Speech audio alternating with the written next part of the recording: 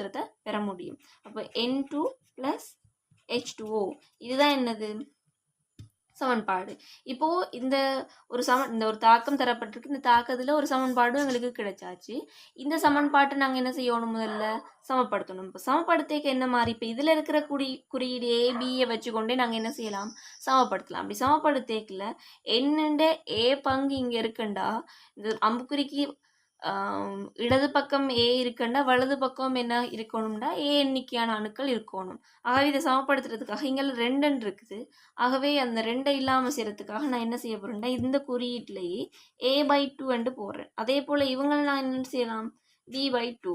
Oxygen எண்ணிக்கையை நான் சமப்படுத்தி இங்கே மினக்கடையில் எனக்கு இந்த சூத்திரத்தை தான் கேட்டிருக்காங்க.